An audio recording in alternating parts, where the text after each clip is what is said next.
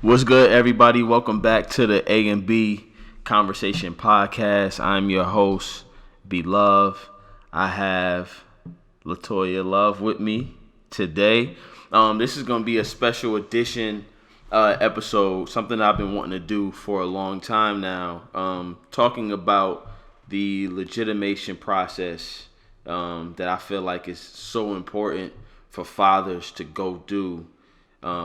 Once they have a child, if you have a child out of wedlock. So if you have a child and you are not married, getting legitimized is the most important thing I feel like that fathers should do so that we have our rights as fathers. A lot of fathers don't do it because I feel like a lot of fathers don't know. Right. And I didn't do it until my daughter was 2 because we all have that thought process that as long as our name is on the birth certificate, we're the father. Right. Maybe in other states, but in Georgia, your name being on the birth certificate, it means nothing. So I feel like it's so important to get legitimized after you have a child in the state of Georgia. And I just want to do my part in pushing that message out. Well, thank you for having me. No problem. So, I do have a couple questions in regards to legitimation so that you say that you can help other fathers out there. Definitely. So, what is the purpose of you making this video? Well, I'm going to just tell a quick story, and it ties back into the whole me wanting to get legitimized and everything. I wouldn't say a big Nipsey Hussle fan, but when his album came out, I really, was into it. So then I wanted to go look at some of his interviews. And then I was just, at that time, I was doing season 1. And I was looking at how he conducted himself in his interviews, just how he spoke, just his character.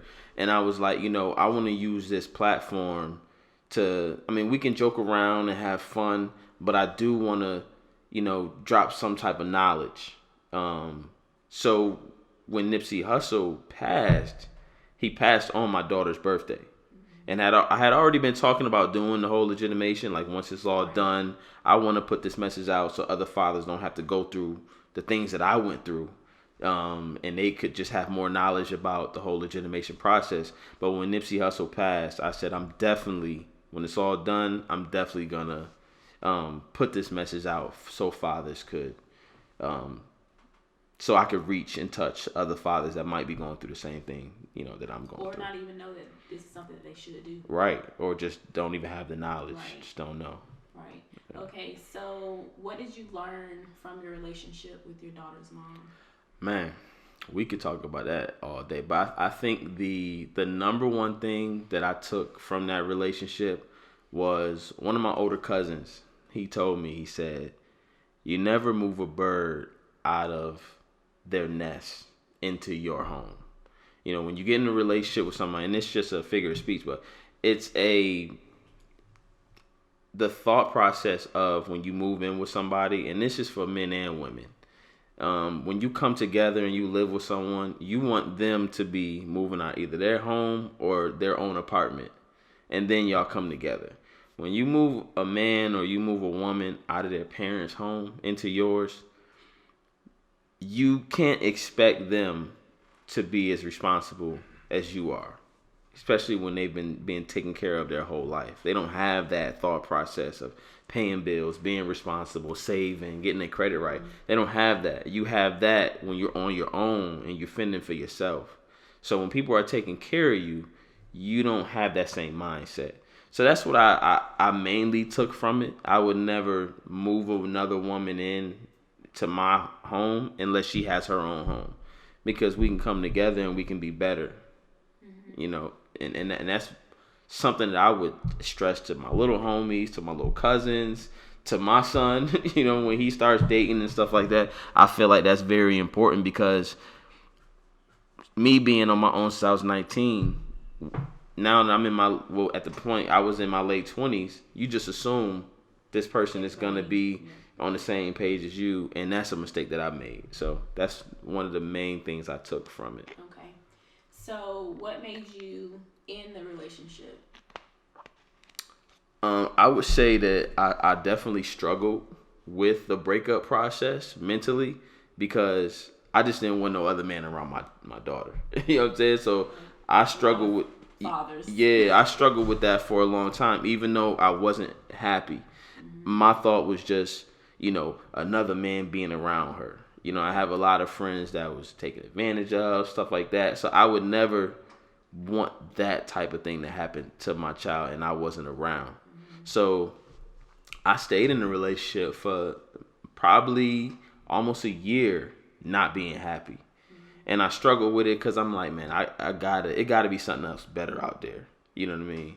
And one message I definitely want to put out is just because you're with somebody and that person isn't right for you, doesn't mean that person isn't going to be a perfect woman for another man. You know what I mean? At that time, my daughter's mother just wasn't the right person for me. You know what I'm saying? She could be the perfect woman for someone else. She just wasn't what I needed. You know what I mean? At that time. So, I definitely want to shout out my homegirl Tatiana because talking to her just changed my whole mindset of staying and not being happy.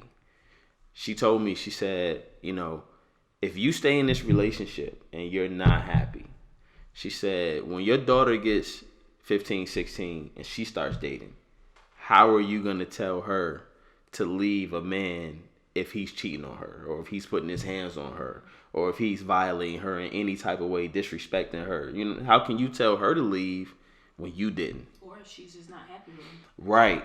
Like, how could you tell her to leave and you didn't leave? You know what I mean? And as parents, we just have to lead by example.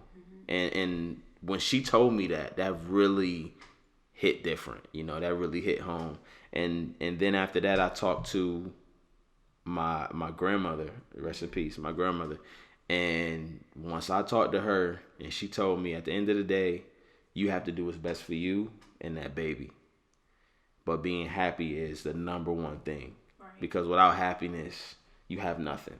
You can have all the money in the world, all the women, all your kids, but if you're not happy and you're not in a situation where you're happy, you can't give your loved ones the proper love that they need if you're not at a state of happiness. So once I hung up the phone with her, like it was a done deal.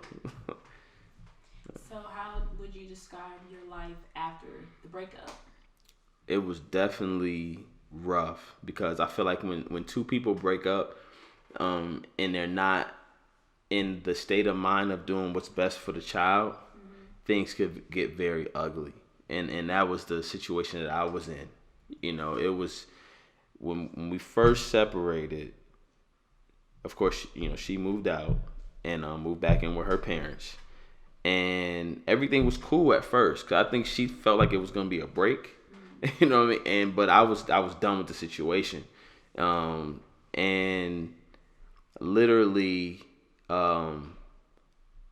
about June, July, I was seeing somebody else. I was seeing my ex. I was dating and stuff like that, and the major issue was all her clothes was still in my house, like all her stuff.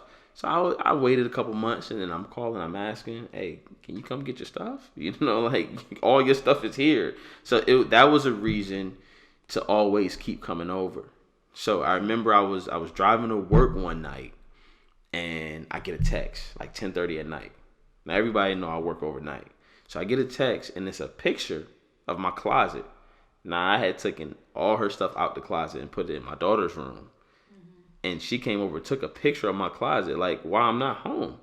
Like you coming to my house while I'm not home. So she still had the key. You still had the key, yeah. You coming over while I'm not home, just walking around for what? You know what I mean? So that was the issue. You know what I'm saying? So I'm like, if you want to come over and get a couple pieces of clothes, stuff like that, you can let me know. Don't break into my house while I'm not here. You know what I'm saying? So I felt like that was disrespectful. So then I changed the locks. Or just come get all your stuff.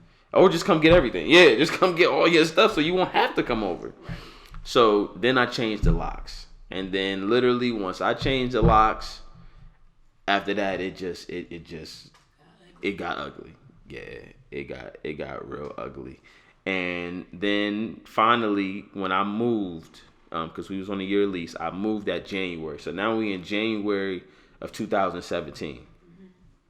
I moved, and mind you, we broke up in April. So all your stuff is still at my house in January. It's 8 months later. You know what I'm saying? Like, it's crazy. So I'm like, we're not going to move on your terms, because I could have easily hit up a couple of my homies, a couple of my little homies. They come over here. She coming over here with her cousin, her uncle. It would have turned into a ugly situation. You know what I'm saying? And I'm not going to set myself up for nothing like that. And I'm not going to set none of my homies up for nothing like that, or even had them involved in nothing like that. So I emptied the whole house. I took everything out. And at the time, I had a homegirl who had a storage. So I put all her stuff, all my daughter's mom stuff, in the storage, so that when they came to the storage, you know what I'm saying? It was a situation where it's not a me, he say, she say. You can come, you can get your stuff, you can leave. No controversy, no talking crazy, none of that. And then with my name being on the lease, if we would have came in there and things would have got ugly, anything damaged would have been on me. Right. I'm not going to put myself in that situation. I'm thinking ahead. You know what I'm saying? Mm-hmm. So after that situation happened, the pop-ups was just annoying. When I was at the crib, we was together when she left. Just her popping up, knocking on the door, 10 o'clock at night. Just crazy stuff. I want to get a pair of shoes. I wasn't dealing with that. Y'all wasn't dealing with that. So I said, I'm not giving you my new address, because every time I have my child, I don't want you popping up at my house. Right. So she took that into saying, okay, well, you just not going to see her. I'm like, what? What you mean I'm not going to see her? Because I don't want to give you my address? Yeah, if you don't give me your address, you won't see your child. Wow, that's the road we going down? Okay. So then fast forward to my homeboy. Now we in February.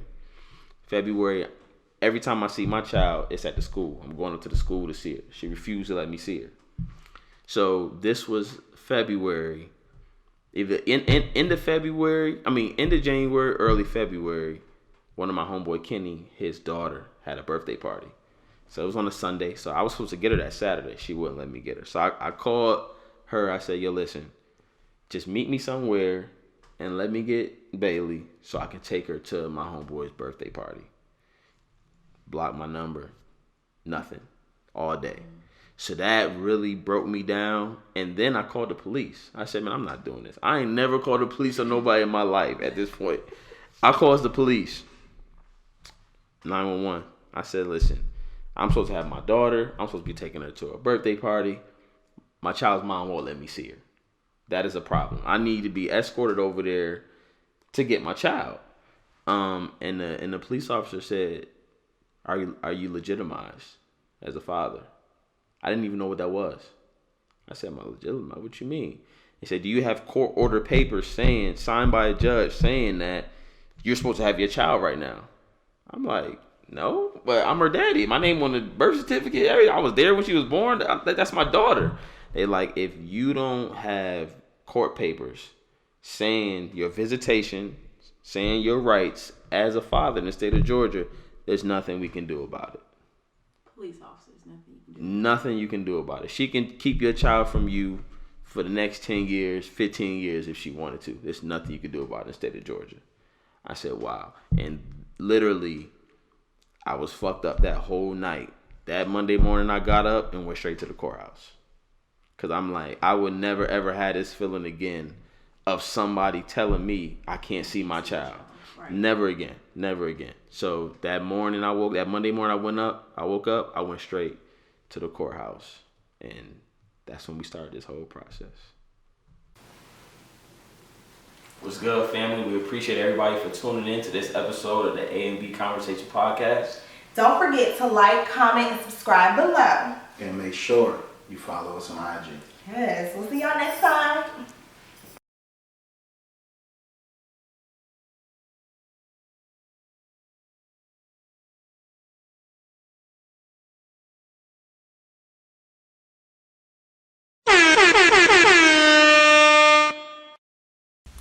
This is the A&B Conversation Podcast.